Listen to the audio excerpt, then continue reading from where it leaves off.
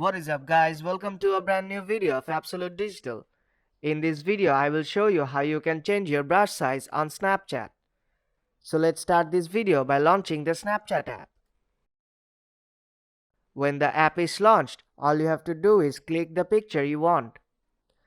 And then on top right corner you will see a pencil icon. Tap on that. Now select the color you like.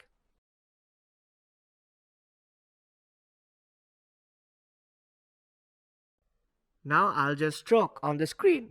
This is the regular brush size. Now to change the brush size, all you have to do is pinch in and out. And it will change the brush size. And that is how you can change the brush size on Snapchat. So if you find this video helpful, then do drop a like and make sure to subscribe for more tutorials. I'll see you in the next one.